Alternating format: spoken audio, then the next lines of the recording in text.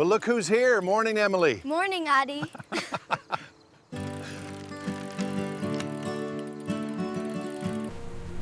The river is rising so fast. Rex and the bank. And those dark clouds are gathering.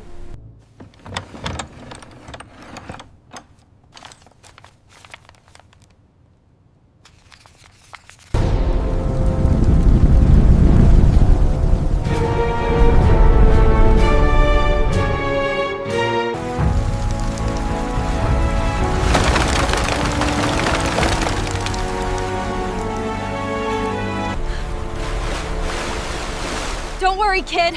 You're safe now. Let's get out of here.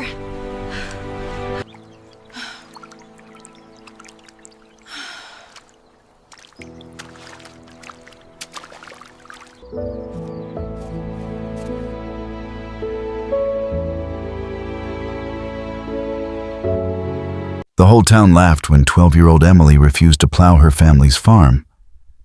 They called her stubborn. They called her foolish. Some even said she would lose everything.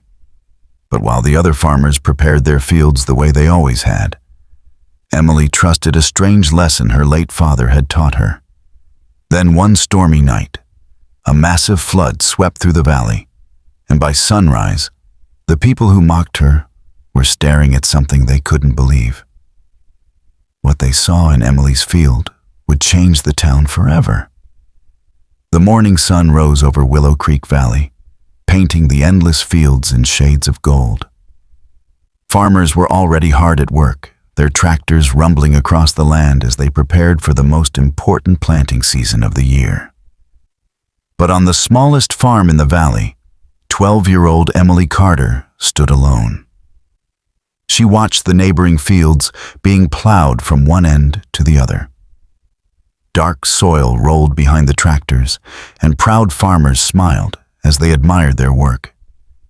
Emily's field looked completely different. Tall grass swayed gently in the breeze. Wildflowers dotted the landscape with patches of yellow and purple. Not a single section had been plowed. To the other farmers, it looked abandoned, and they couldn't stop talking about it. "There goes the little farmer," one man laughed as Emily rode her bicycle past the town store. "Maybe she thinks crops grow by magic," another joked. The group erupted in laughter. Emily lowered her eyes and kept riding. The words hurt more than she wanted to admit. Ever since her father passed away 2 years earlier, she had heard people whispering about her family. Some felt sorry for them. Others believed their farm was doomed. Many thought it was only a matter of time before Emily and her mother lost everything. That evening, Emily walked alone through her untouched field. As the wind rustled through the grass, she remembered her father's voice. "Most people only see what's on the surface," he used to say. "But the land tells a story if you're willing to listen." Emily stopped and looked across the valley. Everyone thought she was making a terrible mistake. Everyone believed they were right. But deep down, she couldn't ignore what her father had taught her.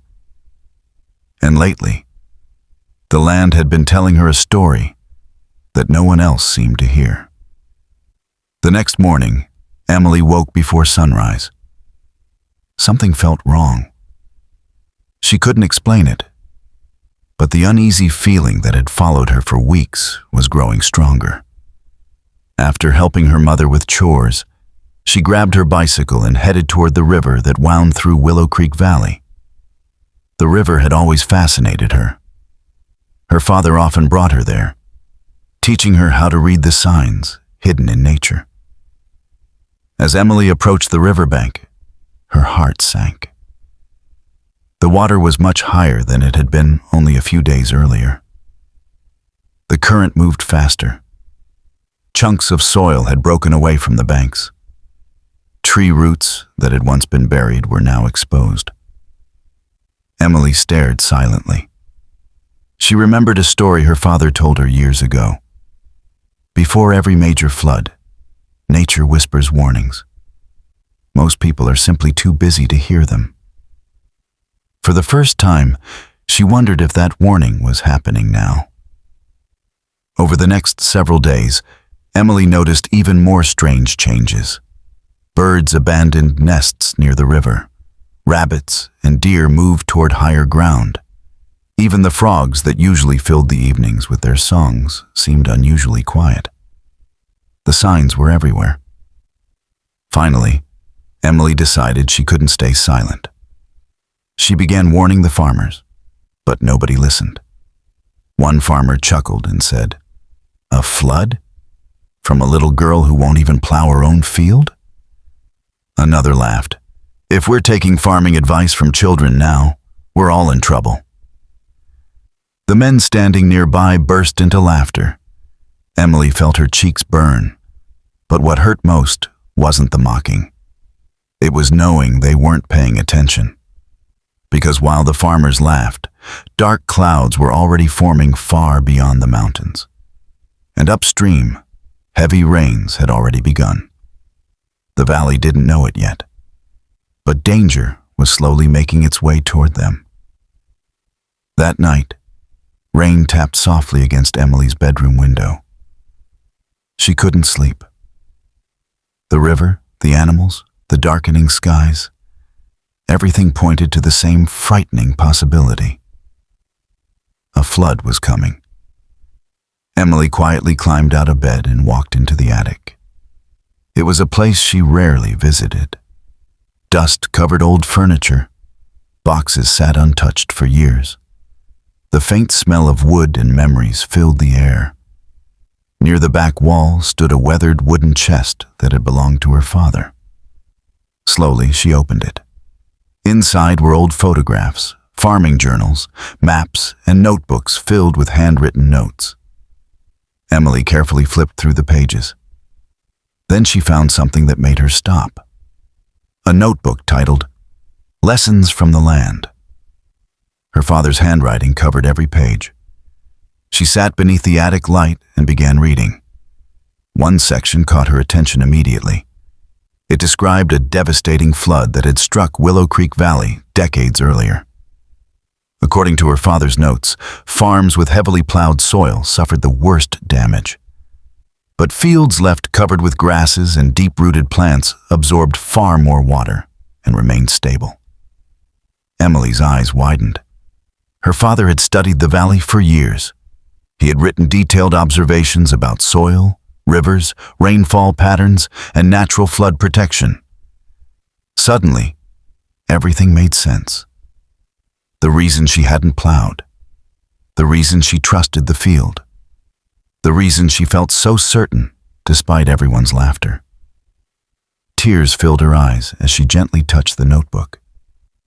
For a moment, it felt as though her father was sitting beside her once again, guiding her, teaching her, protecting her. Outside, thunder rumbled in the distance. The storm was getting closer, and Emily realized something terrifying. The valley wasn't prepared. Not at all. By Thursday evening, the sky above Willow Creek Valley looked different. Dark clouds stretched across the horizon like a giant black blanket. The air felt heavy. Even the wind seemed uneasy. Farmers glanced at the sky but weren't concerned. After all, storms were common during planting season. Most people expected a few hours of rain and nothing more. But Emily felt a knot tightening in her stomach. Standing on her porch, she watched the distant flashes of lightning beyond the mountains. The storm wasn't normal. She could feel it. As night arrived, the first drops began to fall. Then came the rain, steady, cold, relentless. Hours passed. The rain never slowed. By midnight, roads were covered with water. Ditches overflowed. Small streams rushed through fields that had been dry only a day before. Emily sat awake by the window, unable to look away. Each flash of lightning revealed a valley slowly disappearing beneath sheets of rain. The next morning, the storm grew worse. Emergency weather alerts interrupted television broadcasts. Officials warned residents about rapidly rising water levels. For the first time, fear began spreading through town. Farmers rushed outside. What they saw made their hearts drop. Water was racing across their freshly plowed fields. The exposed soil couldn't hold it back. Young crops disappeared beneath muddy currents. Topsoil washed away with every passing minute. Meanwhile, Emily's field remained strangely calm. The tall grasses bent beneath the rain, but stayed rooted. Water soaked into the ground instead of rushing across it. Still, Emily wasn't relieved. Because she knew the real danger wasn't the rain. It was the river. And when she rode her bicycle to check it one last time, her blood ran cold.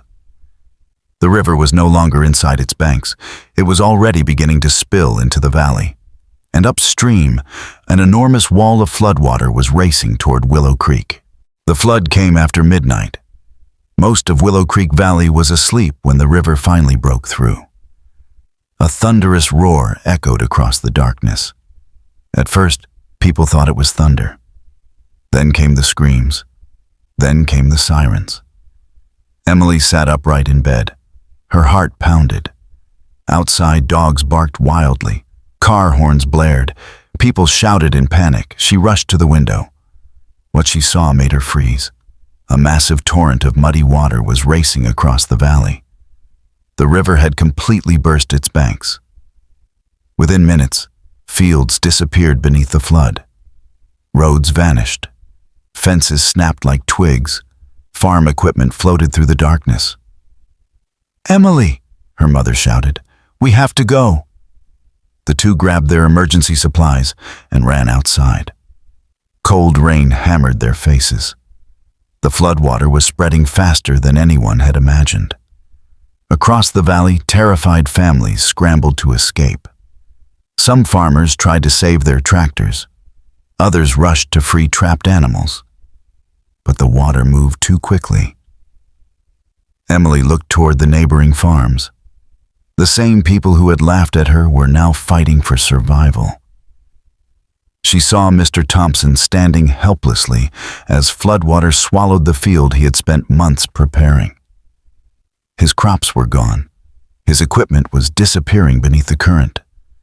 The look on his face wasn't anger. It was heartbreak. Then Emily noticed something shocking. While floodwater tore through nearly every field in sight, her family's land was holding firm. The thick grasses slowed the rushing water. Deep roots anchored the soil. The field her neighbors mocked had become a barrier against destruction. But there was no time to celebrate, because from across the floodwater, a desperate cry suddenly pierced the storm. A child was trapped, and the flood was rising fast. The cry came from the Thompson farm. "Help! Somebody help!" Emily turned toward the sound. Through the pouring rain, she spotted a small figure clinging to the roof of a chicken coop that had broken loose from its foundation. It was 8-year-old Ben Thompson. The floodwater around him was rising by the second. His father was trapped on the opposite side of the rushing current, desperately trying to reach him. "Ben!" Mr. Thompson screamed. But every step he took nearly knocked him off his feet. The water was simply too powerful.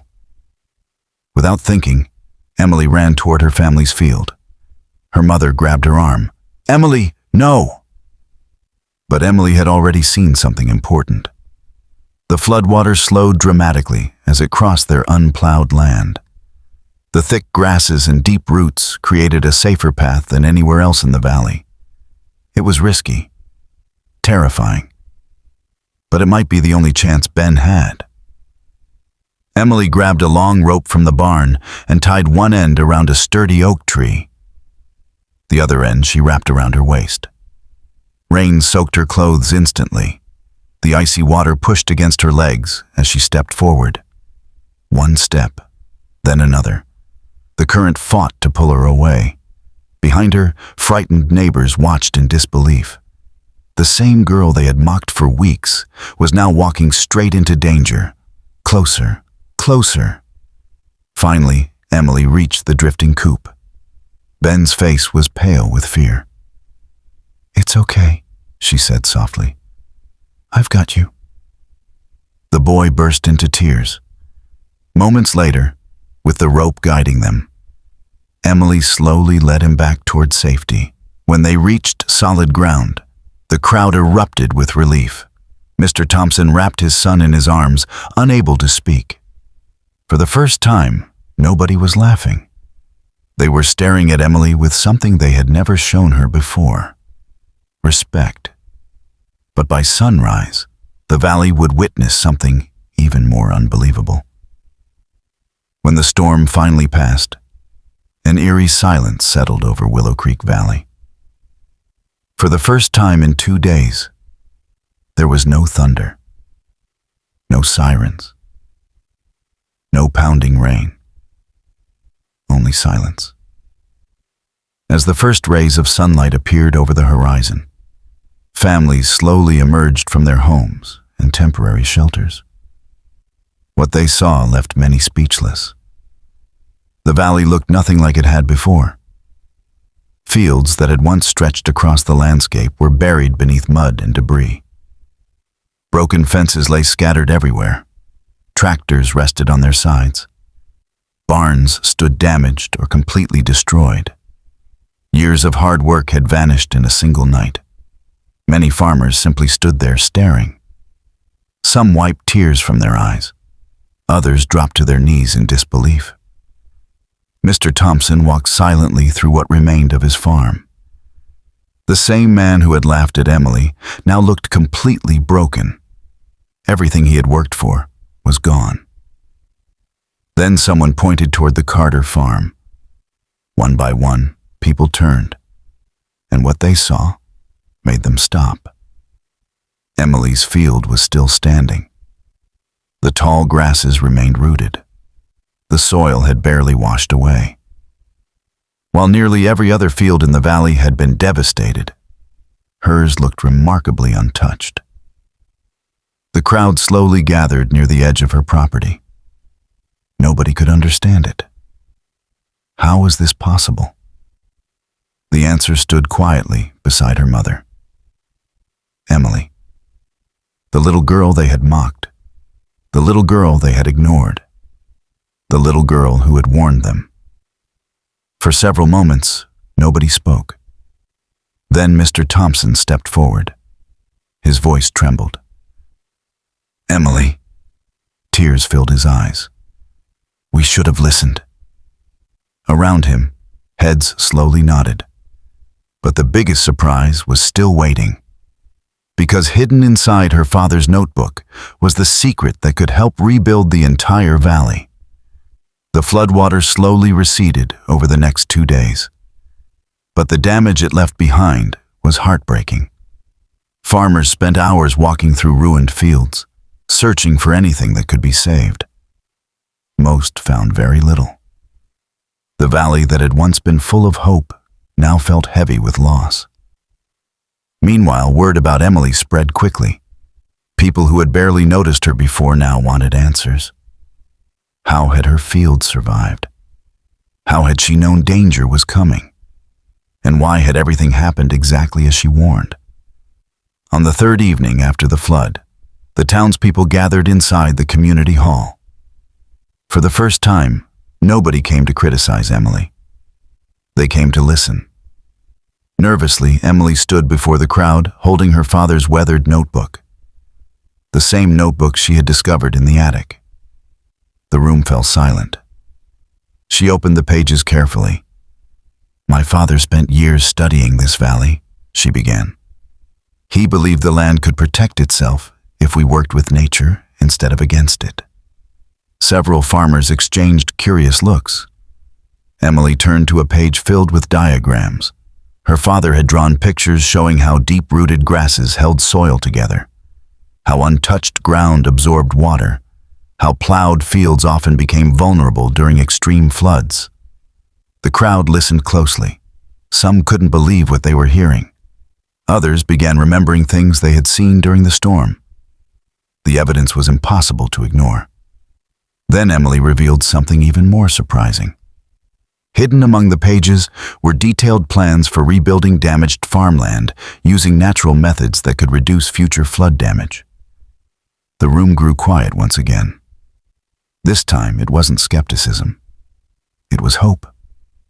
For the first time since the disaster, people could see a path forward. And the person showing them the way was the very girl they once laughed at. A week after the flood, Willow Creek Valley looked very different. Not because the damage had disappeared. The broken fences were still there. The muddy fields were still scarred. Many families still faced months of hard work ahead. But something inside the people had changed. The pride that once filled the valley had been replaced by humility. And at the center of that change stood 12-year-old Emily Carter. One Saturday afternoon, the townspeople gathered outside the community hall. Emily thought it was another meeting about rebuilding. She had no idea what was about to happen. As she walked toward the crowd with her mother, she noticed something unusual. Everyone was smiling, even the farmers who had mocked her the most. Then Mr. Thompson stepped forward. In his hands was a small wooden plaque. For a moment he struggled to find the right words. Finally, he spoke. "Emily, there isn't a person in this valley who doesn't owe you an apology." The crowd nodded. Many lowered their heads. Some looked embarrassed. Others wiped away tears. "We laughed at you," Mr. Thompson continued. "We ignored your warnings. We thought we knew better." His voice cracked. "But when disaster came, you were the one who saved lives." Emily felt her eyes fill with tears. The crowd began applauding, not the polite applause she had heard at school events. This was different. This was gratitude. One by one, neighbors stepped forward to thank her. The same people who once whispered behind her back now shook her hand with respect. Then Mr. Thompson handed her the plaque. Carved into the wood were simple words. "To Emily Carter, the heart of Willow Creek Valley." The applause grew louder. But Emily wasn't thinking about herself. She was thinking about her father. Because everything she had done began with the lessons he left behind. And soon, the entire valley would honor him in a way no one expected. 1 month after the flood, the people of Willow Creek Valley gathered once again. This time, they weren't meeting because of fear. They weren't meeting because of disaster. They were meeting to celebrate. The community had spent weeks rebuilding homes, repairing barns, and helping neighbors recover. For the first time since the flood, hope had returned to the valley. At the center of town stood a small grassy hill overlooking the river. It was there that the townspeople had chosen to hold a special ceremony. Emily stood beside her mother, unsure why everyone seemed so excited. Then the mayor stepped forward. Behind him was a large cloth covering something made of stone. "Today," he announced, "we honor 2 people who helped save Willow Creek Valley." The crowd applauded. Emily looked around nervously. The mayor smiled. "One is a brave young girl who refused to give up on what she believed was right." The crowd erupted into cheers. Emily blushed. But then the mayor continued, "And the other is the man whose wisdom made it possible." Slowly the cloth was pulled away. Emily gasped. Tears instantly filled her eyes. It was a stone memorial dedicated to her father.